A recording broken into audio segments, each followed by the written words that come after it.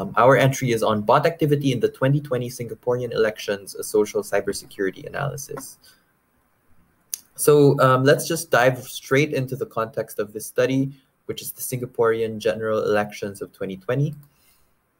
So the political context of this is really just that there's been a long-standing incumbent government in contrast to a rising tide of more progressive youth views, which is captured by the most popular opposition, the Workers' Party.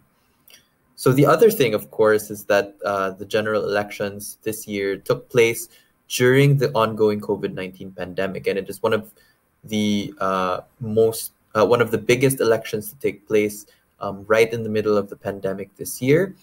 And so there was a lot of uncertainty surrounding how the elections were going to proceed. The other side of this context, of course, is that in recent years, Singapore enacted a really stringent misinformation law, which has also been heavily criticized because of the possibilities of stifling free speech.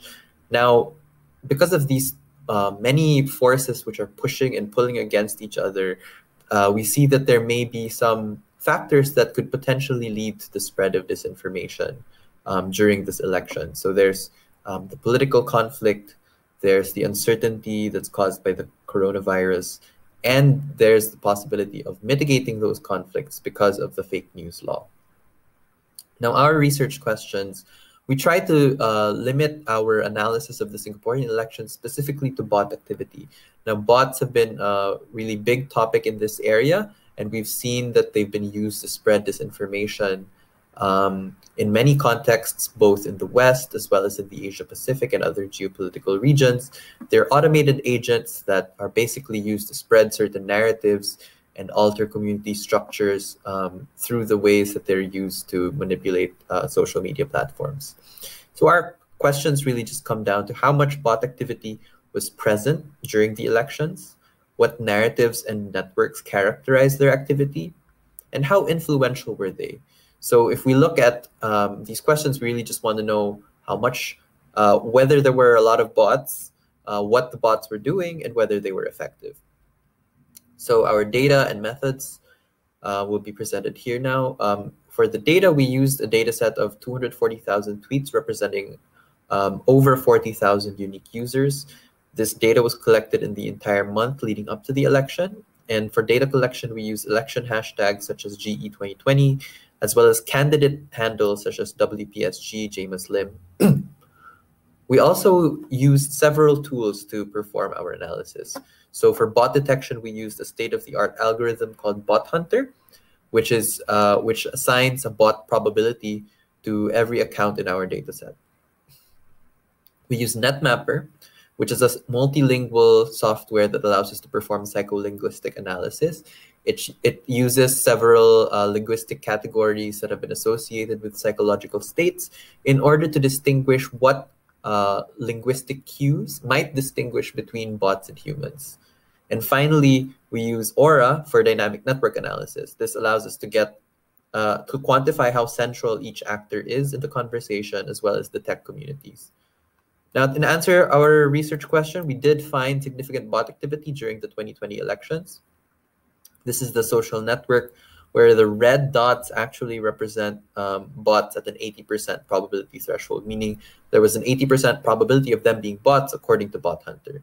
And about 27% of the accounts were classified as bots. So you see that if you look at the entire bot distribution, it is actually skewed to the left. So we see a big hump in the higher probability levels, meaning that a lot of the accounts were really bot-like. This is how we, when we select the 80% threshold, we do get the 27% users that I mentioned earlier. We saw that bots, especially those with higher Bot Hunter probabilities, produced much more tweets than those with lower Bot Hunter probabilities. And we saw that generally bots spoke to humans, even though humans also generally spoke to humans. So those are the patterns of interaction that we saw. Now, in terms of psycholinguistic cues, we saw that bots generally used simpler, more abusive, and second-person language. So this is what our analysis looks like, and we can see that it's reading difficulty or the complexity of the language that really distinguishes between bots and humans. Humans use much more difficult language, while bots use simpler language. Bots were also associated with more second-person pronouns, absolutist, exclusive, and abusive language, and more identity terms. So reading difficulty explains the greatest variation, and bots use second-person pronouns, absolutist, exclusive, and identity terms. We also looked at the networks that bots were participating in, and we saw that more clusters that had more bots generally had lower echo chamberness but higher density. It didn't really matter how big or small the networks were or how hierarchical their structure was. But a combination of high density and low echo chamberness suggests that bots tended to have greater coordination since they were talking to each other a lot, and they had varied targets since they weren't operating as echo chambers. Now, we also saw that while most hashtags were used at similar rates by bots and by humans, there were some hashtags here which had high rank for bots, so they had high rank, and they had, but not high for humans. But we also saw that there were others which had high rank for humans, but not for bots. Now, we saw that the human exclusive hashtags, meaning these hashtags over here, had support for the opposition. So they were saying vote for the Workers' Party and reject the status quo, so vote them out. But we also saw that the bot exclusive hashtags tended to talk about COVID-19, and they also tried to sow electoral distrust by talking about voter suppression. Overall, though, we did see that bots were not influential.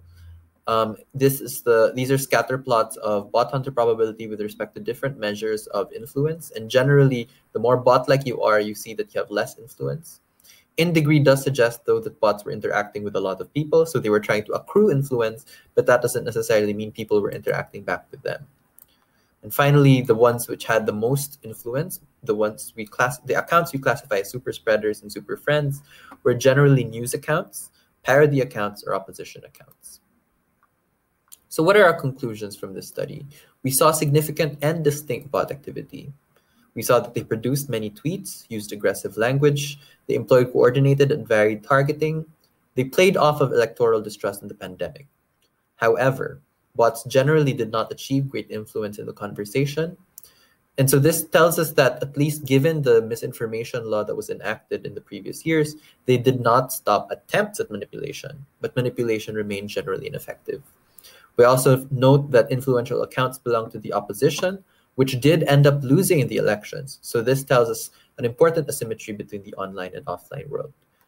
We hope this study was an interesting entry to the Disinformation Challenge, and we look forward to your engagement with our entry. Thank you very much, and we hope you have a great rest of the conference. Bye.